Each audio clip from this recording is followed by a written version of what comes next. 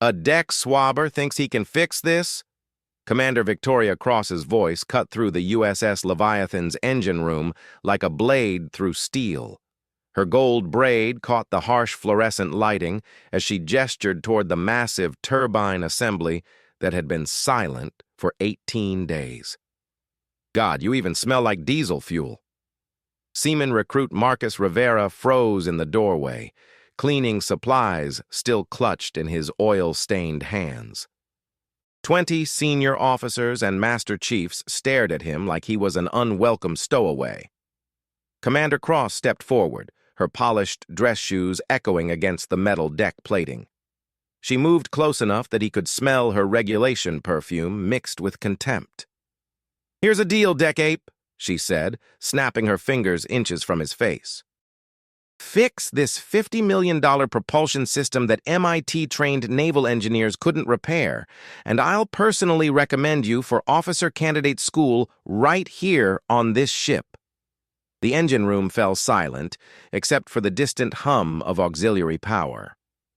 The entire Pacific Fleet exercise hung in the balance, 6 destroyers waiting for their flagship to rejoin the formation. When you fail, and you will, you'll be transferred to the most remote lighthouse station I can find, permanently. Have you ever been dismissed so completely that someone bet their reputation you'd fail? The USS Leviathan cut through the Pacific Ocean like a steel cathedral of American naval power. The Arleigh Burke-class destroyer stretched 509 feet from bow to stern, housing America's most advanced naval warfare systems and a crew of 380 sailors who represented the elite of maritime military service. The warship's gray hull sliced through 12-foot swells with the confidence of a vessel built to project American strength across the world's oceans. Commander Victoria Cross had built her reputation through ruthless efficiency.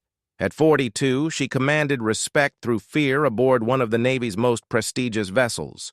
Her blonde hair pulled into a regulation bun, her uniform pressed to perfection, she embodied the uncompromising standards of naval excellence. The Pentagon called her a strategic visionary. Her crew whispered different words behind closed bulkhead doors. The wardroom fell silent when she entered. Junior officers checked their uniforms twice before briefings. Even Master Chiefs with 20 years of service spoke carefully in her presence. The ship's heart lay deep in the engineering spaces, a revolutionary gas turbine propulsion system that represented 5 years of development, 87 patents, and the engineering dreams of Naval Sea Systems Command's brightest minds. This wasn't just any engine. It was designed to power the next generation of destroyers with unprecedented efficiency and stealth capabilities. The turbine could theoretically propel the 9,200-ton vessel at speeds exceeding 35 knots, while maintaining acoustic signatures so quiet that enemy sonar would struggle to detect the ship's presence. For 18 days, this mechanical marvel had defied every attempt at repair. 4 separate teams of Naval Academy graduates had failed. 123 diagnostic procedures had yielded nothing but frustration and mounting pressure from Fleet Command. The engine would start, run for exactly 27 minutes and 14 seconds, then overheat and shut down with the same cryptic error code. Harmonic resonance failure detected. Marcus Rivera knew every inch of the USS Leviathan's steel decks. For 8 months, he'd pushed his cleaning cart through these passages, invisible to the officers who stepped around him like a piece of equipment. His official rating read, Seaman Recruit, but everyone knew the truth. He swabbed decks, cleaned heads, and endured the daily humiliation of being the most educated deckhand in the Pacific Fleet. His mechanical engineering degree from San Diego Community College hung framed in his cramped berthing compartment, a bitter reminder of dreams deferred by family circumstances beyond his control. While his classmates had transferred to 4-year universities, Marcus had chosen sacrifice. His younger sister's medical bills came first, always. The experimental treatment for her rare genetic condition cost $8,000 monthly. Military health care covered 60%. The math was simple and devastating. The propulsion crisis deepened with each passing hour. Commander Cross's daily briefings grew louder, her demands more unreasonable. She paced the engine room like a caged predator, her footsteps echoing against bulkheads in sharp, angry rhythms that made junior sailors flinch. Coffee cups accumulated in engineering spaces like archaeological layers, marking the progression of her desperation. 18 days! She screamed at the engineering team during Tuesday's disaster briefing. 18 days this ship has been dead in the water while the entire Pacific Fleet waits for us to rejoin the exercise. Do you understand what this means for naval readiness? The engineers, Naval Academy graduates, MIT doctoral candidates on Navy contracts, Stanford-trained systems specialists, sat frozen in their khaki uniforms, their laptops displaying the same error codes they'd been analyzing for weeks. Their average salary exceeded $95,000 annually. Their combined student debt totaled over $1.2 million. None of that mattered now. The engine's computerized control system refused to communicate properly with the mechanical turbine components. Every time they thought they'd found the solution, the massive assembly would overheat, emit clouds of superheated steam, and shut down. Lieutenant Commander Sarah Mitchell, Naval Academy class of 2018, had dark circles under her eyes that makeup couldn't hide.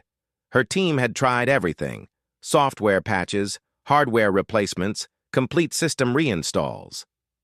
They'd consulted with submarine engineers from Norfolk, aerospace specialists from Edwards Air Force Base, even brought in a civilian contractor after someone suggested the ship's electromagnetic signature might be interfering with the delicate systems.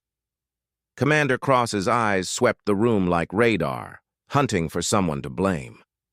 "Maybe we have too many people who don't belong here," she said, her gaze lingering on Marcus as he quietly replaced the water pitcher in the briefing room.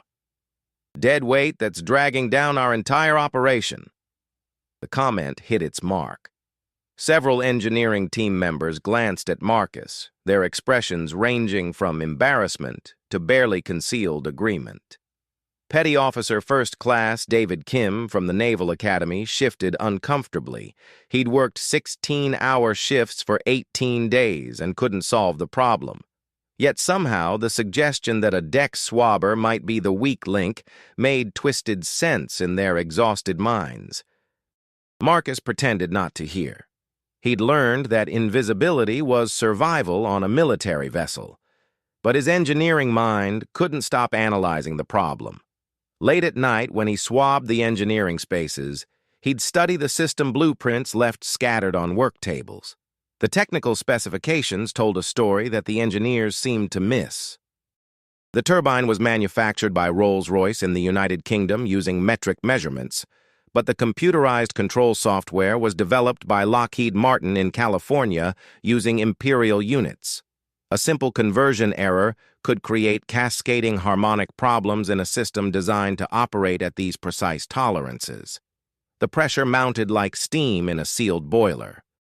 Security footage from the previous week showed Commander Cross deliberately scheduling Marcus's cleaning duties during critical engineering briefings. She'd point him out to visiting admirals, her voice carrying just loud enough for him to hear. "We believe in utilizing every sailor's potential, even our maintenance personnel." Her tone suggested charity rather than naval service. Email chains revealed worse. Internal communications referred to him as the cleaning kid, despite his official seaman recruit rating. Messages discussed his inevitable transfer as a personnel efficiency measure. One particularly cruel thread, initiated by Commander Cross herself, speculated about whether he could even read technical manuals. Senior Chief Petty Officer Jennifer Walsh had participated, adding thumbs-up emojis to comments about Marcus's limited technical vocabulary. The whispered conversations were equally brutal. Sailors discussed his presence like an unfortunate necessity, a recruitment quota that the Navy tolerated but didn't respect. "At least he stays quiet," one weapons officer had said. "Better than the last guy who actually tried to contribute during damage control drills."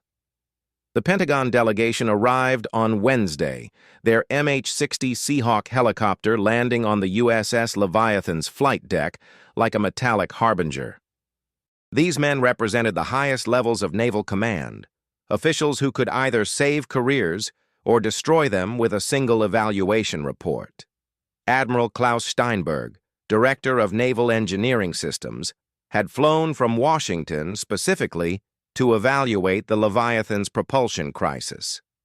His reputation for technical perfectionism was legendary throughout the fleet.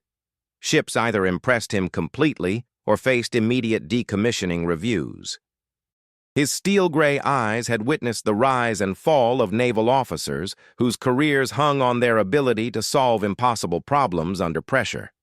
Dr. Elena Rodriguez, former Naval Research Laboratory Director and current Pentagon Technical Advisor, accompanied the delegation. Her reputation in marine engineering was unmatched. She'd designed propulsion systems that revolutionized submarine warfare, held 53 patents, and consulted for naval forces across 4 continents. Her presence meant this wasn't just an inspection. It was a technical evaluation that could determine the future of the entire destroyer-class program. Dr. Rodriguez didn't tolerate incompetence, didn't accept excuses, and could identify engineering flaws with surgical precision. The entire crew understood that careers hung in the balance. The demonstration was scheduled for Thursday afternoon at 1400 hours. The entire ship held its breath.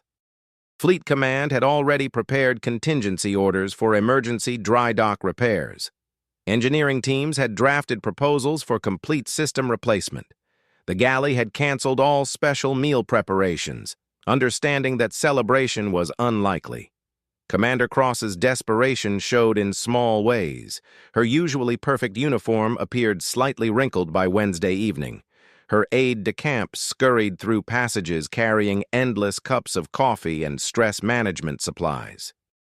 The executive officer's quarters had become her private venting space where she unleashed frustration that couldn't be displayed in public. Watchstanders reported hearing muffled shouting and the sound of steel-toed boots kicking metal lockers. Meanwhile, Marcus continued his invisible existence.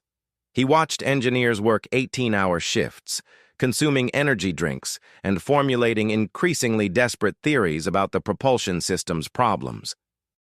They blamed software conflicts, hardware incompatibilities, even electromagnetic interference from the ship's advanced radar arrays. One exhausted engineer suggested that the vessel's structural resonance might be disrupting the turbine's electronic harmony. But Marcus heard something they didn't.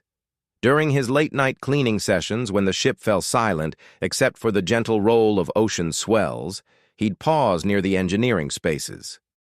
The turbine made sounds, subtle vibrations and frequency patterns that reminded him of his grandfather's auto repair shop in Chula Vista. Every engine had its own voice, Roberto Rivera had taught him.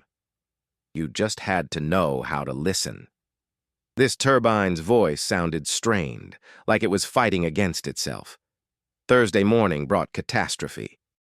The final diagnostic test had failed spectacularly, filling the engine room with superheated steam and triggering the emergency ventilation system. Engineers stood soaked in condensation, their expensive equipment ruined, their reputations hanging by threads thinner than fiber optic cables. The smell of overheated electronics mixed with steam created an atmosphere of defeat that permeated the entire engineering section. Admiral Steinberg watched the disaster unfold with military stoicism, his expression revealing nothing. Dr. Rodriguez took detailed notes, her pen moving in sharp, precise strokes. The other Pentagon officials exchanged glances that suggested their helicopter might be departing earlier than planned. Commander Cross convened an emergency all-hands meeting. 380 sailors packed into the main hangar bay, their faces reflecting various stages of panic and resignation. The Pentagon delegation sat in folding chairs near the podium, their expressions unreadable behind military bearing. Marcus stood in the back near the aircraft elevator, invisible as always. "Ladies and gentlemen," Commander Cross began, her voice steady despite the trembling in her hands. "We face our greatest operational challenge. Our revolutionary propulsion system, the heart of this vessel's combat capability, remains non-operational. Our engineering teams have exhausted conventional solutions. She paused, letting the weight of failure settle on the assembled crew like fog. Effective immediately, we will begin personnel efficiency measures. Non-essential ratings will be transferred, starting with positions that don't directly contribute to solving this crisis. The hangar bay fell silent, except for the whisper of ventilation systems and muffled reactions from the back rows. Commander Cross's gaze swept across faces, hunting for someone to sacrifice to the naval gods. Her eyes lingered on Marcus with predatory interest. That's when Marcus made his mistake. He raised his hand. "Ma'am?" His voice carried clearly through the hangar bay's acoustics. "I think the problem might be in the harmonic frequency calibration between the British turbine and the American control software." 380 heads turned toward him like a coordinated drill movement. The Pentagon delegation leaned forward with sudden interest.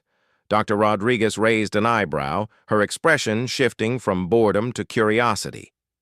Commander Cross's face transformed.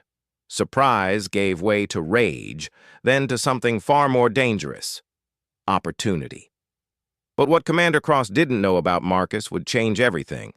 The real story was just beginning. San Diego, 2003. The auto repair industry was struggling against corporate chains, but Roberto Rivera's garage on National Avenue still hummed with purpose. At 68, he moved with the deliberate grace of a master craftsman, his weathered hands reading engines like musical scores. 14-year-old Marcus pressed his face against the garage window, watching his grandfather work magic on a broken Camaro. The engine had been declared dead by 3 other mechanics, but Roberto saw something they missed. His fingers traced the engine block with the tenderness of a surgeon examining a patient. "Ven acá, mijo," Roberto called without looking up. "Time you learned something useful." That summer changed everything.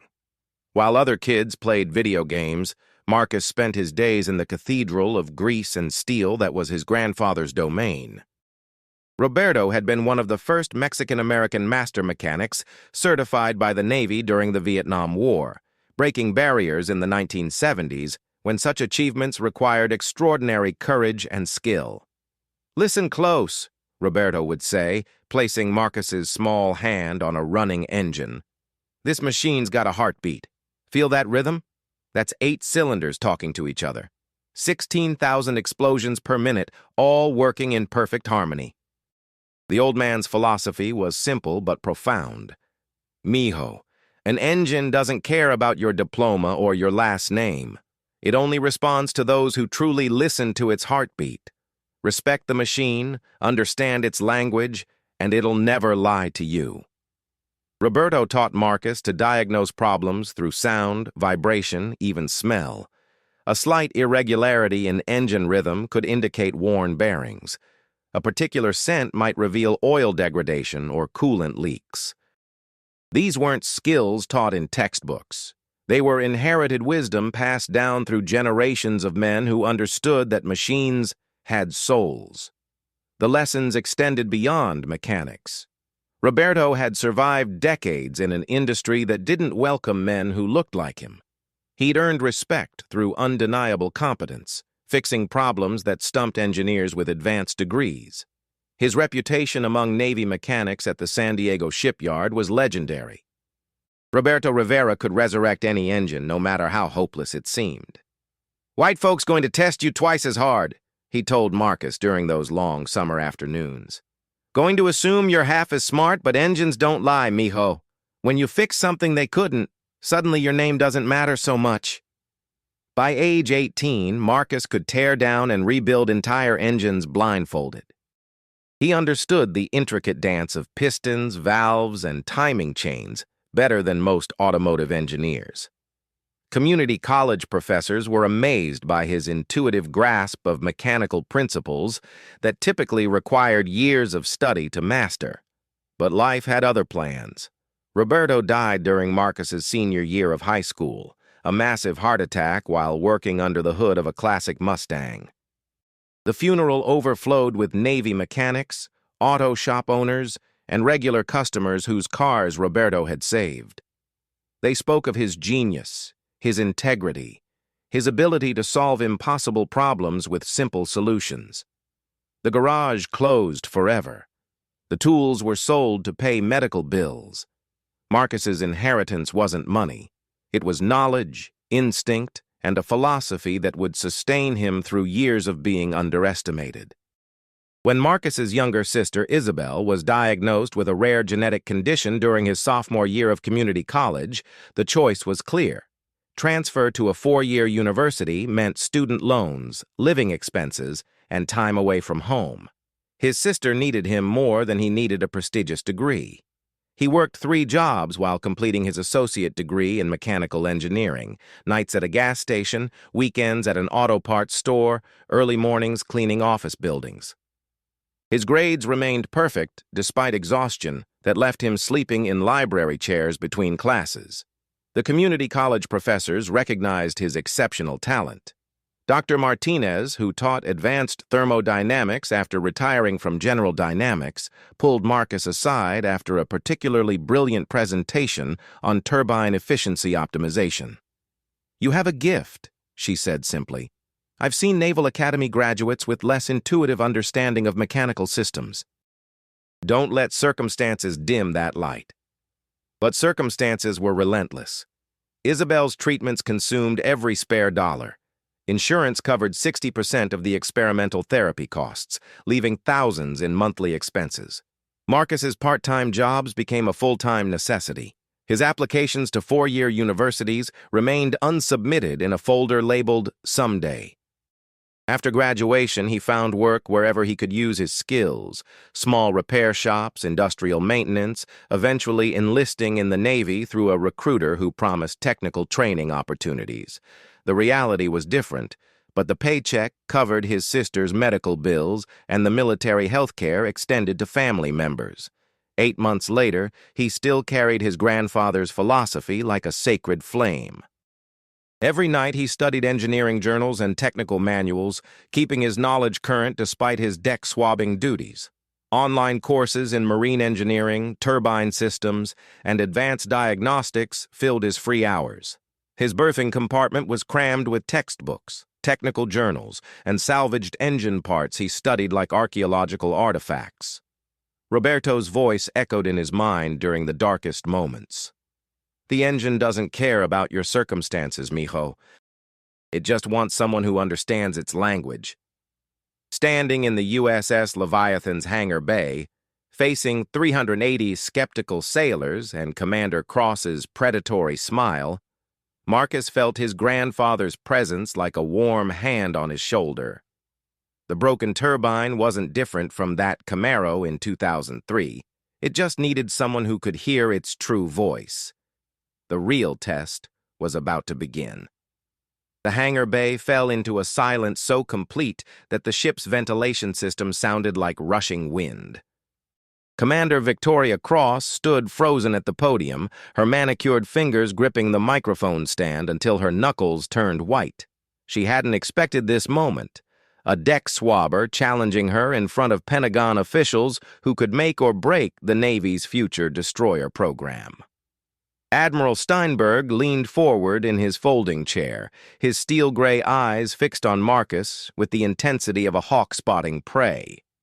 Beside him, Dr. Elena Rodriguez set down her coffee cup with deliberate precision, her legendary engineering instincts suddenly alert. The other Pentagon officials whispered in rapid, harsh consonants that cut through the tension like scattered glass. Commander Cross's mind raced through possibilities. She could dismiss Marcus's comment, maintain her authority, and proceed with the transfer announcement. But something in Admiral Steinberg's expression stopped her. The Pentagon official was studying Marcus with the same focus he'd reserved for promising weapons systems. This wasn't the time for quick dismissals. A cruel smile spread across Commander Cross's lips as a better idea crystallized. Why simply transfer him when she could destroy him publicly? Make an example that would terrify every sailor into absolute compliance while entertaining her Pentagon guests with military theater. "Well, well," she said, her voice amplified through the hangar bay's sound system. Our maintenance specialist has an opinion about advanced engineering. The word maintenance dripped with venom that made several sailors cringe visibly. She stepped away from the podium, her polished dress shoes clicking against the non-skid deck coating. Marcus Rivera, isn't it? The man who swabs our decks and cleans our heads thinks he understands what Naval Academy graduates and MIT doctoral candidates couldn't solve in 18 days. Nervous laughter rippled through the assembled crew. Sailors shifted uncomfortably in their folding chairs, caught between horror and fascination. This was military blood sport, and everyone recognized it. Dr. Rodriguez pulled out her leather notebook, uncapping an expensive fountain pen. In her 40 years of marine engineering, she'd witnessed countless moments when breakthrough solutions emerged from unexpected sources. Her mentor at MIT had taught her never to dismiss insights based on their origin. Genius wore many disguises. "Since you're so confident," Commander Cross continued, her voice rising with theatrical flair, "here's your chance to prove it. Fix our $50 million propulsion system that stumped our best engineers for 18 days. Do it in front of everyone, our command staff, our Pentagon evaluation team, our entire crew." She gestured toward the Pentagon delegation like a game show host presenting prizes. "These officials represent the future of naval warfare. They came to evaluate American naval engineering. Let's give them a demonstration they'll never forget." Admiral Steinberg's expression remained unreadable, but his aide was already typing notes on a tablet. Whatever happened next would be documented, analyzed, and reported back to Washington. Naval culture was apparently more entertaining than anticipated. Commander Cross's voice dropped to a whisper that the microphone caught and amplified throughout the hangar bay. "Here are the stakes, Rivera. You have exactly 3 hours to diagnose and repair what our Naval Academy-trained engineers couldn't fix in 18 days. If you succeed, which we both know you won't, I'll personally recommend you for immediate advancement to Petty Officer Second Class with assignment to the Engineering Department." The hangar bay buzzed with shocked murmurs. Petty Officer Second Class represented a significant promotion that typically required years of service and extensive technical schools. It came with substantial pay increases and real responsibility. "But when you fail," Commander Cross continued, her smile sharp enough to draw blood, "you're not just transferred. You're assigned to the most remote lighthouse maintenance duty I can find, permanently. And I'll personally ensure that every naval recruiter knows about your spectacular failure." She snapped her fingers, and 2 master-at-arms materialized at the hangar bay side doors like summoned sentries. Their presence wasn't subtle. This was intimidation theater designed to terrify anyone else who might consider challenging authority. Dr. Rodriguez stood up suddenly, her movement commanding attention throughout the space. At 62, Elena Rodriguez commanded respect that transcended military hierarchies. Her work at the Naval Research Laboratory had revolutionized submarine propulsion. Her consulting firm counted every major defense contractor as clients. When she spoke, engineers listened. "I'll serve as technical witness," she announced, her voice carrying the authority of someone who'd never been questioned about engineering matters. "This evaluation requires neutral oversight to ensure fairness and accuracy." Commander Cross's smile flickered momentarily. She hadn't anticipated this development. Dr. Rodriguez's involvement legitimized the challenge, transforming it from military humiliation into a formal technical evaluation.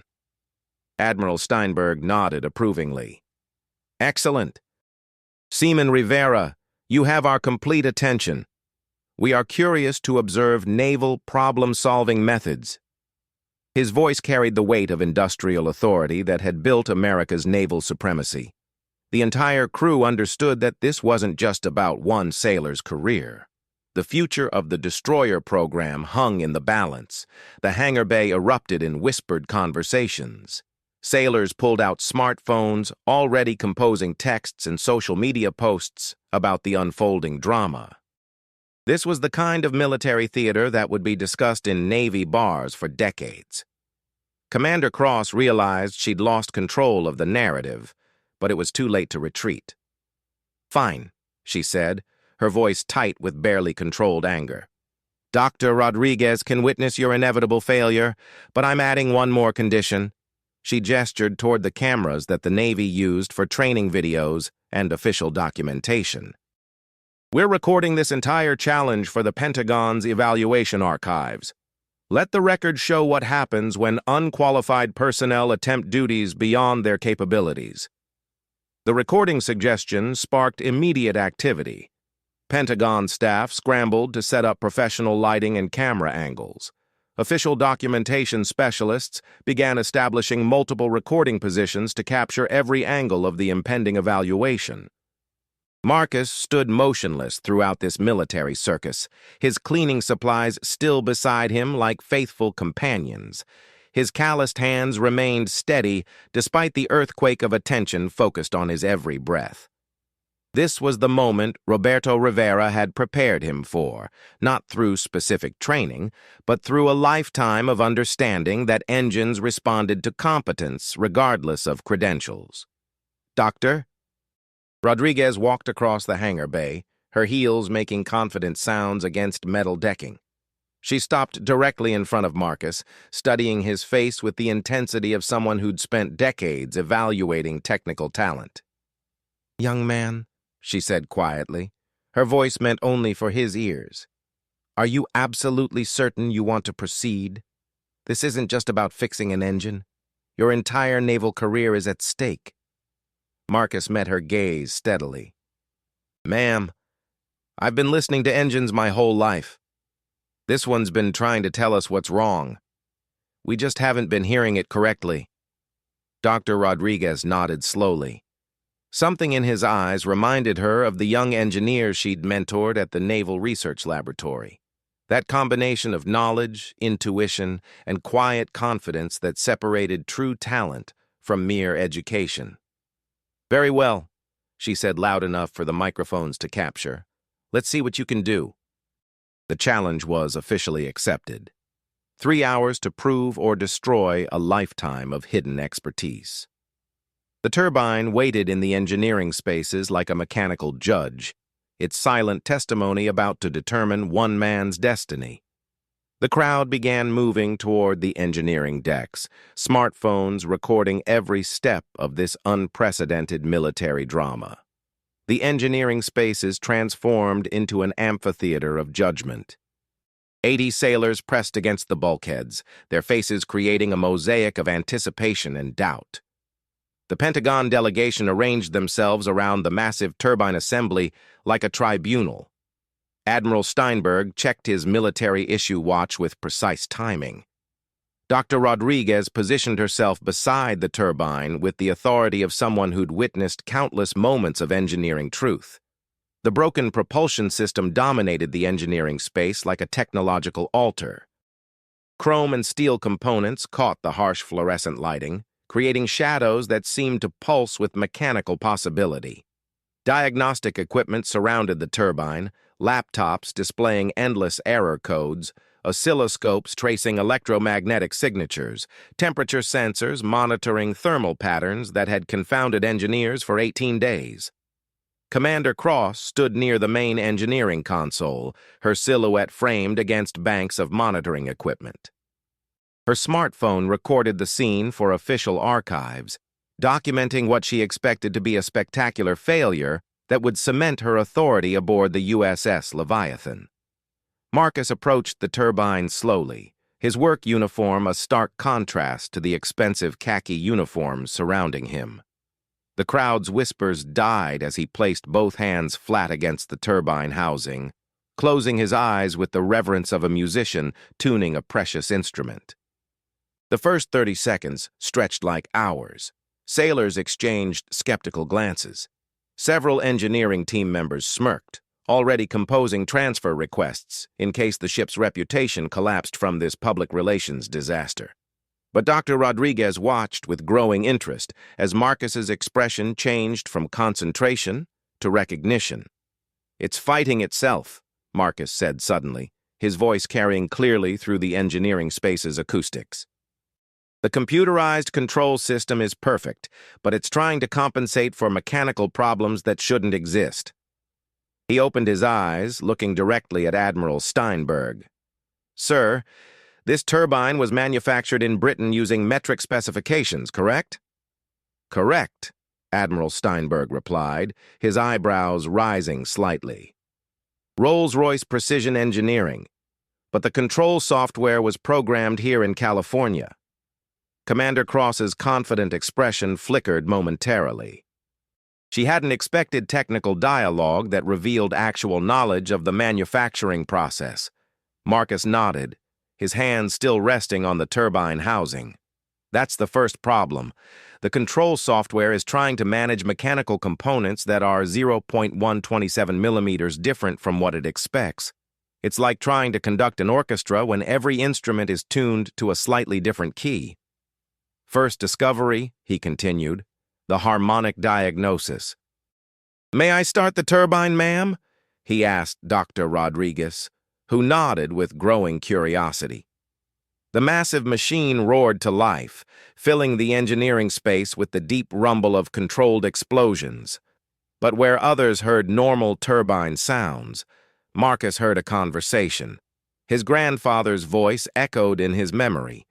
"Engines speak to those who know their language."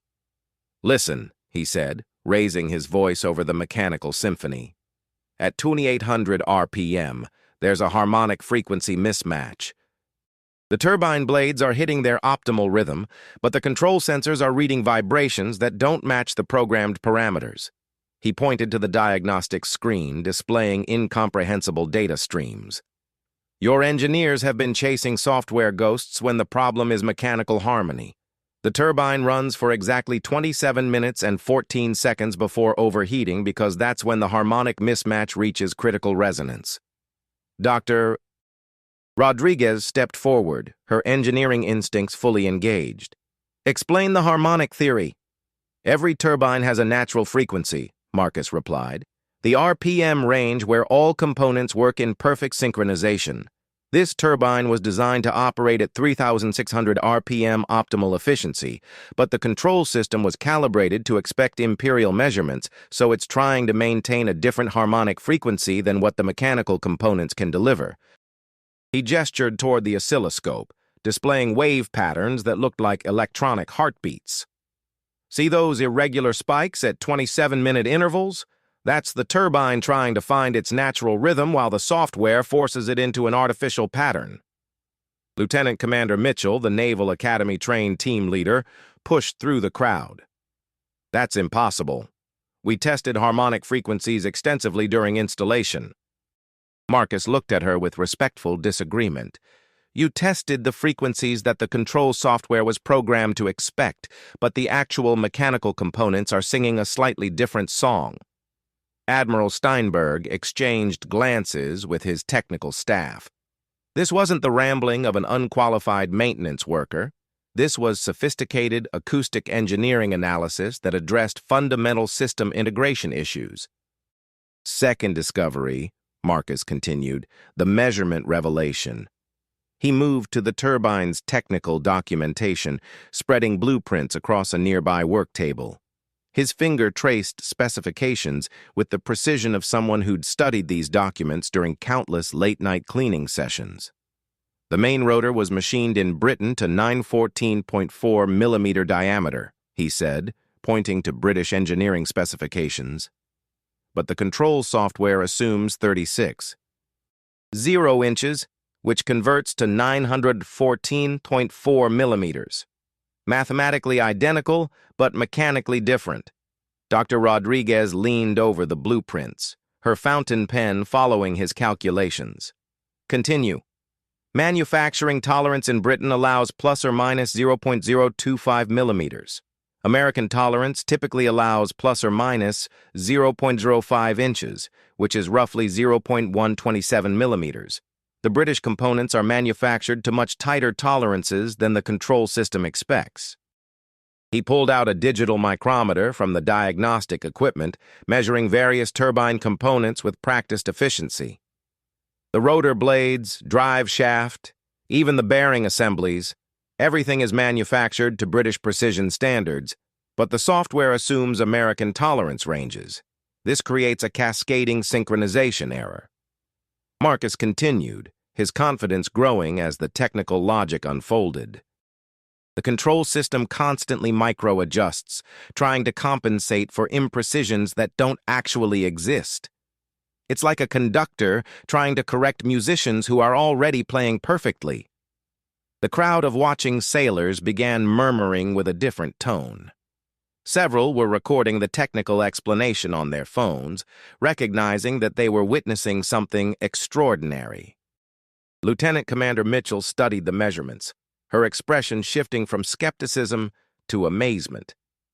"The tolerance differential creates cumulative timing errors," she muttered, her Naval Academy training finally connecting with Marcus's intuitive analysis. Admiral Steinberg stood up, examining the measurements himself. Military precision demanded verification of any claims about engineering specifications. After several minutes of careful calculation, he nodded slowly. "The analysis is mathematically sound." "Third discovery," Marcus announced. "The elegant solution." "So how do we fix it?" Dr. Rodriguez asked, her notebook filled with technical observations. Instead of proposing expensive software modifications or hardware replacements, Marcus walked to a storage locker containing spare parts. He selected what appeared to be a simple metal disc, roughly the size of a dinner plate, with carefully calculated perforations and mounting brackets. "A harmonic dampener," he explained, holding the component up for everyone to see. Instead of reprogramming the software to match British tolerances or remanufacturing components to American specifications, we add this resonance buffer to bridge the frequency gap. Commander Cross's confident expression cracked completely. "You're suggesting a $200 part can solve a problem that's cost us 18 days and millions in consulting fees?" "Sometimes the most elegant engineering solutions are the simplest," Marcus replied. "The control software and the turbine are both perfect. They just need a translator to help them communicate effectively."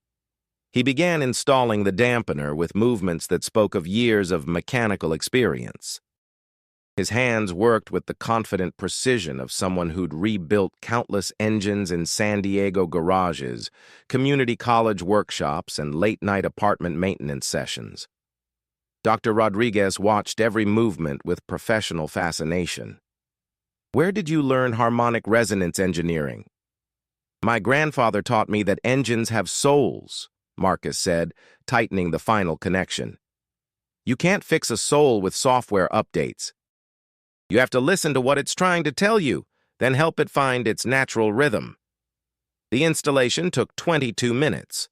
The dampener fit perfectly into existing mounting points, requiring no modifications to the original design. It was engineering elegance at its purest, solving complex problems through simple, intuitive solutions. "Ready for testing?" Marcus announced, stepping back from the turbine. The engineering space fell silent. Admiral Steinberg checked his watch again. 2 hours and 47 minutes had elapsed. If Marcus's analysis was correct, the turbine should now operate flawlessly. If he was wrong, his naval career would be destroyed in the most public way possible. Dr. Rodriguez positioned herself at the diagnostic equipment, her experienced eyes ready to interpret every data stream and measurement. The Pentagon delegation leaned forward with collective anticipation. Commander Cross's smartphone captured every moment for official documentation of what she expected to be a career-ending failure. "Start the turbine," Dr. Rodriguez commanded. The moment of truth had arrived. 123 previous attempts had failed. Could a deck swabber with a community college degree succeed where Naval Academy graduates had failed? The turbine held its mechanical breath, ready to reveal its secrets to anyone who'd truly learned to listen to its voice. The ignition sequence engaged with the sound of perfectly synchronized machinery finding its natural rhythm for the first time in 18 days. The turbine startup sequence began with a metallic hum that vibrated through the USS Leviathan's steel hull like a tuning fork. 80 people held their breath as the massive propulsion system awakened. Its initial rumble filled the engineering space with mechanical thunder that seemed to shake the destroyer's foundations. But something was different. Immediately, unmistakably different. The harsh, irregular knocking that had plagued the turbine for 18 days was gone. In its place, a smooth purring emerged, the sound of precision-engineered components firing in perfect synchronization, each combustion chamber contributing to a harmony that made Dr. Rodriguez's eyes widen with recognition. This was what naval engineering perfection sounded like. Marcus stood beside the turbine, his hand resting lightly on the vibrating housing. Where once he'd felt the desperate struggle of components fighting against each other, now he sensed the calm confidence of machinery operating within its natural rhythm. The harmonic dampener had worked exactly as his grandfather's wisdom had predicted. The diagnostic screens exploded with green indicators for the first time in 18 days. Temperature readings stabilized in optimal ranges. Pressure sensors registered perfect compression across all turbine stages. The control system's error messages vanished, replaced by steady streams of operational data that made the engineering team gasp in collective amazement. "Mein Gott," Admiral Steinberg whispered, his military composure cracking as he stared at readings that Pentagon engineers had dreamed of achieving. The turbine was operating at 98. 7% efficiency. 5 percentage points higher than theoretical maximum performance specifications. Dr. Rodriguez moved between diagnostic stations like a conductor reading sheet music, her trained eyes absorbing data that told an incredible story. Oil pressure steady at optimal. Turbine temperature holding at 1,847 degrees Fahrenheit. Harmonic frequency locked at 3,600 RPM with 0 deviation. She looked up at Marcus with something approaching reverence. "In 40 years of marine engineering, I've never seen diagnostic readings this clean. Your grandfather would be proud." The real test came when Commander Cross, her face pale with growing realization, demanded the full operational challenge. "Fine, it's running, but can it actually propel this ship under real-world conditions?" Through the engineering space's thick windows, sailors could see the Pacific Ocean stretching endlessly toward the horizon. The USS Leviathan had sat motionless for 18 days, its advanced weapon systems useless without propulsion power. The entire Pacific Fleet exercise waited for their flagship to rejoin the formation. Marcus nodded toward the ship's control console with quiet confidence. "Let's see what she can do." The turbine's power flowed through transmission systems, electrical generators, and computerized networks with the smoothness of water finding its level. Throughout the ship, systems came online for the first time in 18 days. Navigation displays illuminated in sequence as the destroyer's brain awakened. Radar arrays began scanning. Sonar systems focused with electronic precision. The bridge watch called down to engineering. "Engineering bridge. We have full power restoration. All systems showing green across the board." Slowly, almost ceremonially, the USS Leviathan began to move. The 9,200-ton destroyer responded to helm commands with computer-controlled precision, cutting through 12-foot swells like a knife through silk. For the first time in 18 days, America's most advanced warship was alive again. For 47 minutes, the turbine ran without a single irregularity. The dreaded 27-minute shutdown point passed without incident.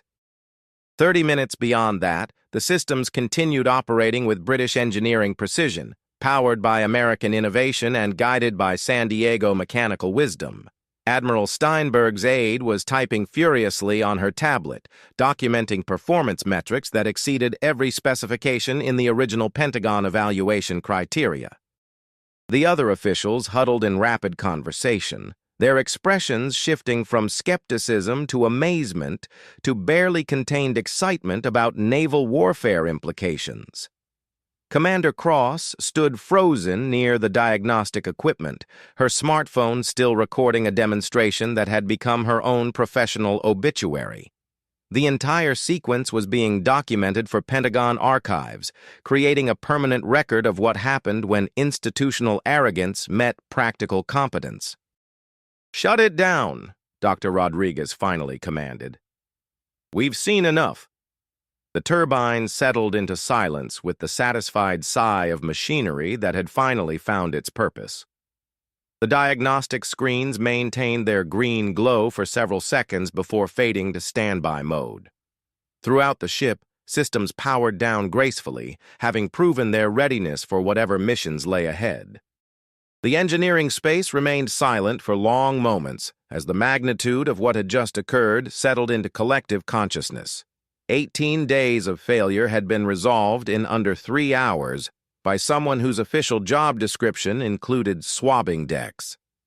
Dr. Rodriguez walked to Marcus, extending her hand with formal respect. "That was extraordinary engineering intuition.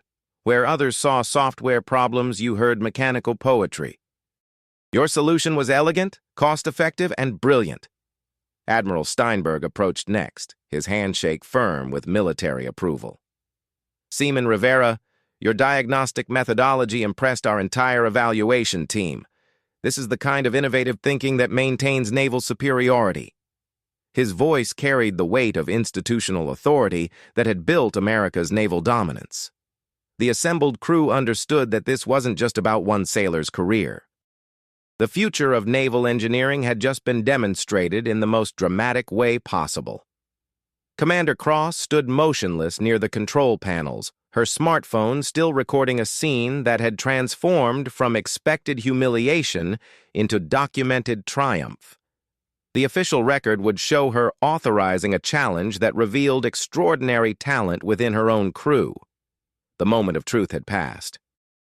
What came next would determine whether justice was possible in military culture and whether merit could triumph over prejudice when the stakes were measured in millions of dollars and naval readiness. But first, the Navy needed to see what happened when the underestimated finally got their chance to prove what they'd always known about themselves. Dr. Rodriguez's voice cut through the engineering space silence with the authority of someone who'd never been questioned about technical decisions. "Based on this demonstration, I'm making an immediate recommendation to Naval Personnel Command." She turned to face Admiral Steinberg and the Pentagon delegation, her words carrying the weight of 4 decades in marine engineering. "Seaman Rivera has demonstrated exceptional diagnostic capability and innovative problem-solving that exceeds anything I've witnessed from traditional engineering teams. His analysis was mathematically sound, his solution was elegant, and his execution was flawless." Admiral Steinberg nodded with military precision. "Our evaluation team concurs completely. Seaman Rivera's methodology impressed our entire technical staff." He paused, checking notes on his aide's tablet. "We are prepared to expedite his advancement to Petty Officer First Class, effective immediately, with assignment to Naval Sea Systems Command's Advanced Propulsion Development Program." The engineering space erupted in whispers. Petty Officer First Class represented a promotion that typically required years of service and extensive technical schools. Assignment to NAVCA meant working on the Navy's most advanced projects with the brightest engineering minds in naval service. Furthermore, Dr. Rodriguez continued, her fountain pen poised over official documentation. "I'm bypassing normal advancement protocols to recommend immediate enrollment in the Naval Postgraduate School's Mechanical Engineering program. The Navy needs officers who understand both theoretical principles and practical application." Commander Cross's confident demeanor cracked completely as she realized the implications. The sailor she'd publicly humiliated was about to become more qualified than most of her engineering staff. The Pentagon delegation had just witnessed her systematic underutilization of exceptional talent. Lieutenant Commander Mitchell stepped forward from the engineering team, her expression a mixture of humility and professional respect. "Our entire department formally apologizes for overlooking your insights. We request collaboration on future projects, and we'd be honored to learn from your diagnostic methodologies. The transformation was complete. In less than 3 hours, Marcus had evolved from invisible deck swabber to respected technical leader, from overlooked recruit to sought-after engineering specialist. The Pacific Fleet exercise could resume. The turbine crisis was resolved, and the Navy's future propulsion programs were brighter than anyone had imagined. But the most satisfying moment was yet to come. Commander Cross still stood frozen by the diagnostic equipment, her smartphone having captured her own professional reckoning for Pentagon archives that would be studied for decades. The engineering space's atmosphere shifted like a weather front moving across the Pacific. What had begun as Commander Cross's public humiliation theater was now her professional accountability. The Pentagon delegation exchanged meaningful glances, their expressions revealing calculations that extended far beyond technical assessments. Admiral Steinberg's aide whispered urgent updates about the official documentation. The recorded demonstration had captured every detail of the challenge, creating a permanent record that would be analyzed by naval leadership and engineering schools for years to come. This wasn't just a maintenance success story. It was a case study in leadership failure and hidden talent recognition. Dr. Rodriguez closed her leather notebook with deliberate finality, her fountain pen clicking with the sound of decisions being made. Naval Personnel Command will require a comprehensive review of leadership practices that led to this situation, specifically how qualified personnel were systematically underutilized while expensive consulting teams failed to achieve basic operational objectives. Commander Cross's face had drained of color, her confident military bearing cracking under the weight of very public consequences. She'd orchestrated this challenge expecting easy victory, never anticipating that her target would possess the very expertise her ship desperately needed. "The Pentagon evaluation has concerns," Admiral Steinberg announced, his precise military diction carrying undertones that made naval officers nervous. "Our assessment requires confidence in leadership decision-making. Today's event suggests systematic evaluation errors that could impact fleet readiness and personnel utilization." Captain Patricia Brooks, the USS Leviathan's commanding officer who'd remained silent during the technical demonstration, now spoke with the authority of someone responsible for 380 sailors and a billion-dollar warship. "This incident will require investigation by our command staff. We need to understand how a qualified engineering specialist was relegated to maintenance duties while his expertise could have prevented 18 days of operational failure." The investigation wouldn't take long. Commander Cross's email history provided damning evidence of discriminatory practices. Messages referring to Marcus as the cleaning kid, despite his official seaman recruit rating.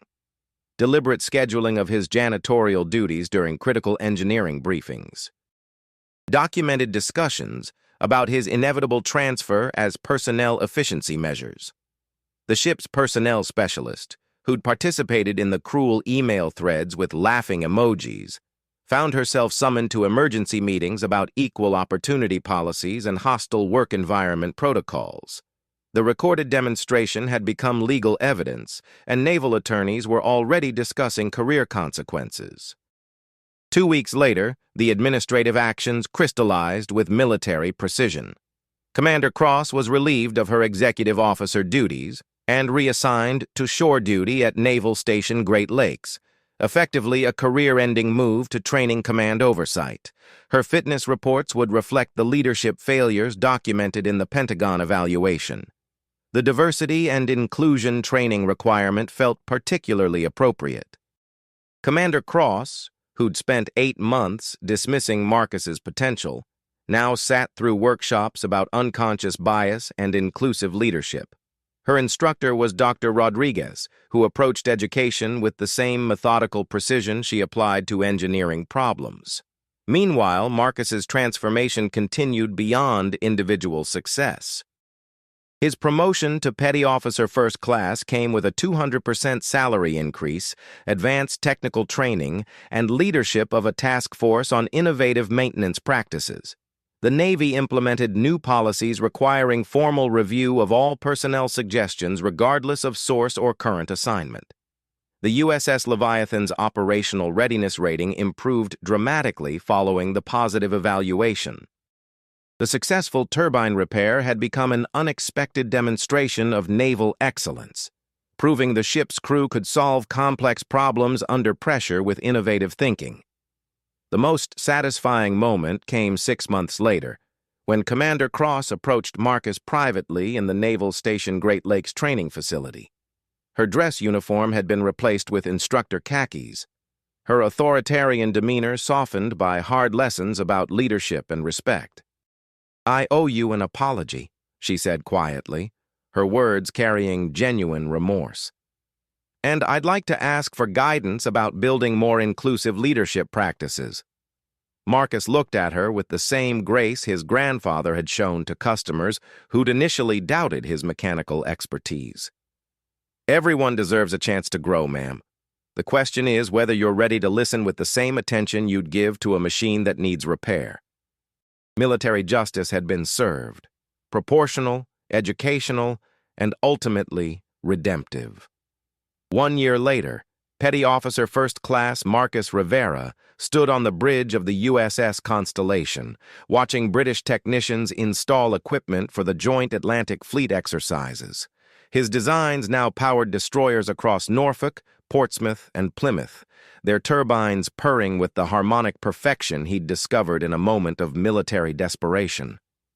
The framed community college diploma still hung in his new quarters, but now it shared wall space with patents, naval commendations, and a photograph of him shaking hands with the Secretary of the Navy at the Pentagon.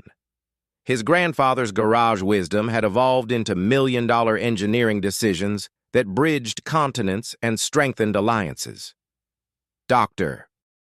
Rodriguez had become his mentor, guiding his studies at the Naval Postgraduate School while he completed his mechanical engineering degree. His thesis on harmonic resonance in marine propulsion systems was already being cited by naval engineers worldwide. The Navy had recognized that sometimes the most powerful expertise comes wrapped in the most unexpected packages. His sister Isabel's medical treatments were now fully covered by his military benefits, allowing her to focus on recovery rather than financial stress. The experimental therapy was working, and her doctors were optimistic about long-term prognosis. Marcus's sacrifice had enabled not just his own success, but his family's healing. Sometimes the most profound naval victories happen not in combat, but in the quiet moments when leadership recognizes that every sailor brings unique value to the mission. The question isn't who has the credentials, it's who has the dedication to truly understand the problem and the courage to speak up when it matters most. If this story inspired you to look beyond assumptions and recognize hidden talent in your own organization, remember that the next breakthrough might come from the most unexpected source. Excellence doesn't always wear officers' stripes, and the most valuable insights often come from those closest to the actual work. The USS Leviathan still patrols the Pacific, its turbines running with perfect harmony, powered by the wisdom that engines, like people, just need someone who knows how to listen to their true voice.